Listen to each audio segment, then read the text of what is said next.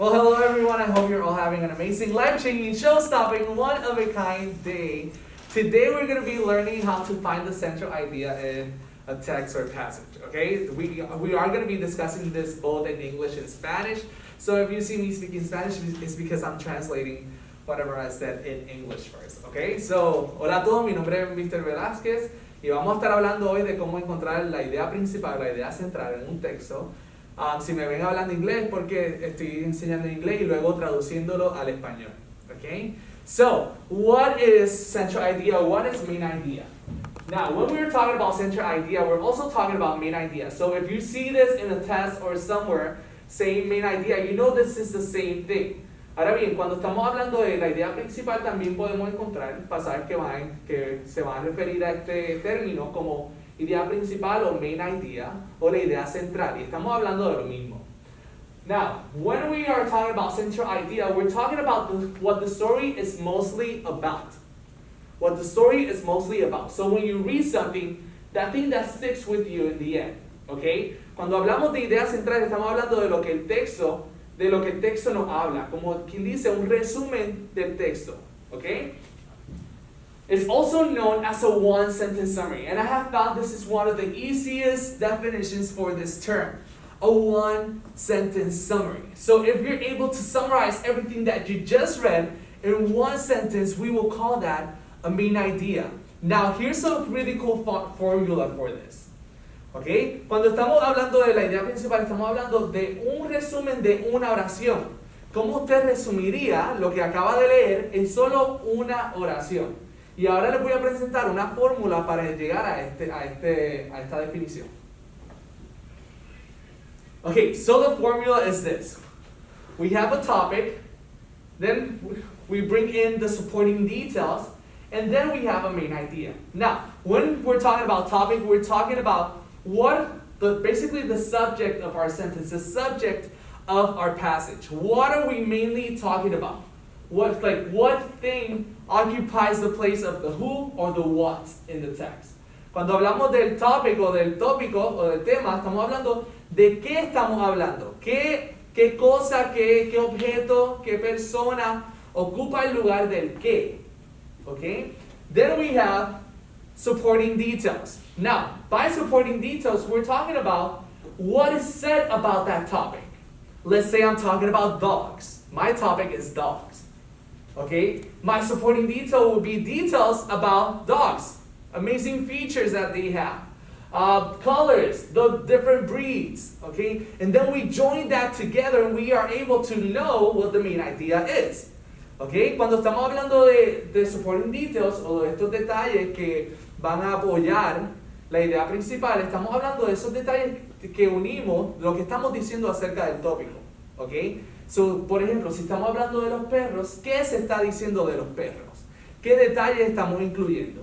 Y cuando vemos a ver al final, si lo unimos todo, lo resumimos todo, tenemos lo que llamamos la idea principal.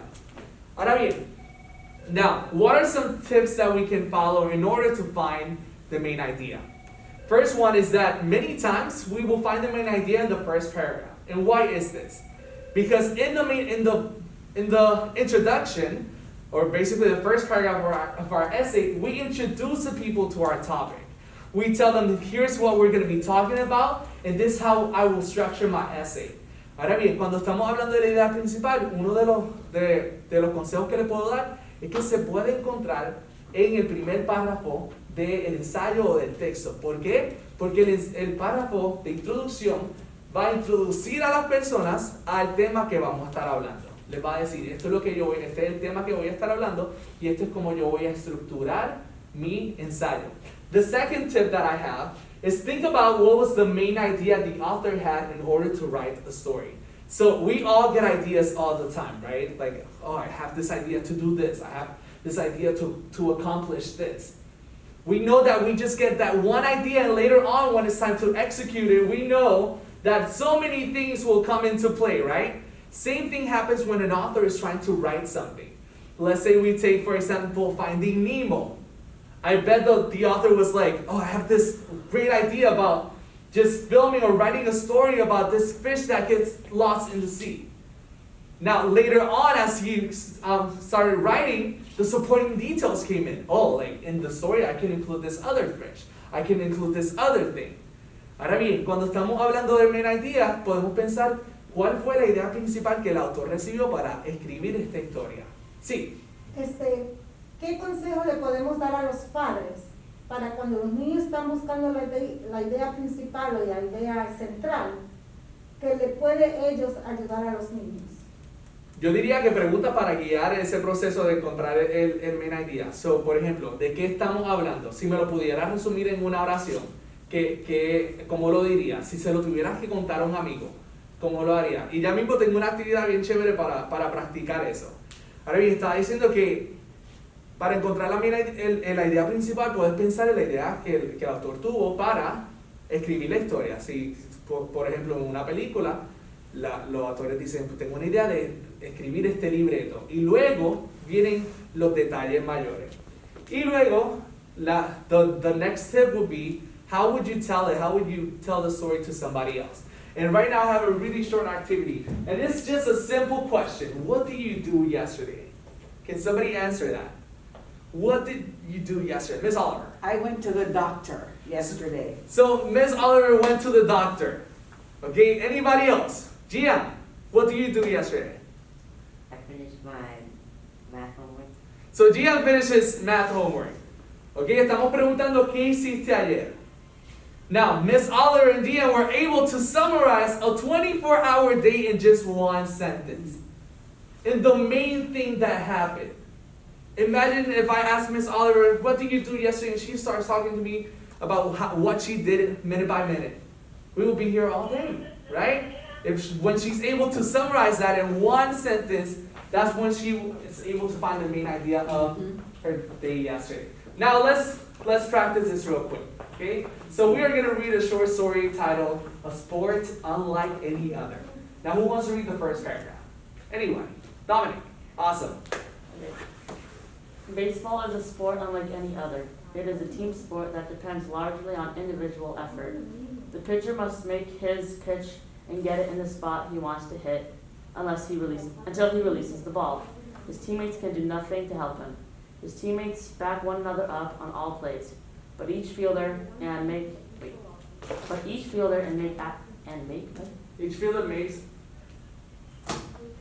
accurate throws to get runners out. Each player is responsible for covering his own territory. Okay, so for the parents that are watching, questions that we can ask ourselves is, what are we talking about? What is the subject or the topic of this first paragraph? Ms. Oliver. Baseball. It's baseball, right? All about baseball. So we know that our formula, we already have the first thing that we need for our formula, which is baseball. Ahora bien, estamos leyendo un pasaje que tiene que ver con el béisbol, ¿okay? Cuando leemos este pasaje, leemos el primer párrafo y ya desde el principio podemos encontrar de qué estamos hablando. Y podemos saber qué es el béisbol. So ya tenemos la primera parte de nuestra fórmula, ¿okay? Ahora quiere decir que estamos tratando de buscar de qué estamos diciendo del béisbol. Okay? Now, paragraph number 2. Michelle. In no other sport does the defense hold the ball. The idea of baseball, football, and hockey is to take the ball or puck away from the opponent. The two teams fight for possession. Fight for possession of the ball throughout the game. In baseball, the point is to cross home plate more often than the other team. So basically, we are trying to compare baseball to other sports, saying, listen, baseball is not like the other sports, right? And now these are details. Yeah. Now it's telling you that this is the only sport that this thing happened. Now this is how baseball is different from the other. Estamos leyendo un pasaje que tiene que ver con acerca del béisbol. Estamos tratando de comparar el béisbol con otros deportes, diciendo esta es la manera en que el béisbol se define o es diferente a estos otros deportes. Now paragraph number 3, Natalie. Professional baseball teams play a 162-game season, more than twice as many games as basketball teams and more than 10 times as many as football. The season lasts for 6 months with a game almost every day. Very good. So another detail of to why baseball is quite different from the other ones. And now, what we're gonna try to do is, now that we know the topic of this passage, which is baseball, we will try to figure out which one of these sentences is the main idea and which other sentences are just supporting that idea. Okay, so if you were trying to see this in a diagram, you will see the supporting details, and then if we mix the supporting details, we will have a main idea. Or you can just look at it the other way as well. We have the main idea, and in order to explain it, we will have the supporting details in the bottom. Ahora bien, lo que vamos a tratar de hacer es, tengo unas oraciones aquí, vamos a tratar de encontrar cuál de estas oraciones define la idea principal o la idea central, y cuáles otras oraciones solo funcionan como detalles que apoyan esa idea principal. Okay? So, let's see. The first one says, team sport, but depends on individual effort. So, la primera dice que es un deporte de equipo, pero depende de lo que haga cada pelotero individualmente. Baseball is unlike any other sport. Básicamente el béisbol no es como los otros deportes. This is the only sport where the defense holds the ball. El único deporte donde la defensa aguanta la pelota. Each player is responsible for covering their own territory. Cada pelotero es encargado de cubrir su propio territorio. And in no other sport does the defense hold the ball. So en ningún otro deporte la defensa aguanta la pelota. Yo creo que estos dos son bien parecidos. Now, any volunteer, which one of these would be a main idea? Gia. Baseball is unlike any other sport. Okay, so let's see if we got it right. Muy bien, so la idea principal es que el béisbol no es como los otros deportes. Ahora bien, vamos a ver si estas oraciones apoyan esa idea. So, the first one says, in no other sport does the defense hold the ball. Do you feel like this is like a second main idea, or does it support the first one? Support. Support, right? So let's send it off over there. Each player is responsible for covering their own territory. Is this a really good detail that supports the idea that baseball is not like the other sports? Yes. Very good. Now this one is quite similar to the first one that we just mentioned. This is the only sport where the defense holds the ball, so we're going to send it off. And the last one says team sport but depends on individual effort. Is this covering the idea that sports is like, it's not like the other ones? So it's a support. So it's a support. So let's see if we got it right. And off they go. Perfect. So, do we have any questions about how to find a main idea or central idea or identify it? ¿Tenemos alguna pregunta acerca de cómo encontrar la idea principal, la idea central en un texto o cómo identificarla? So that's going to be all for today. Thank you for joining. Thank you.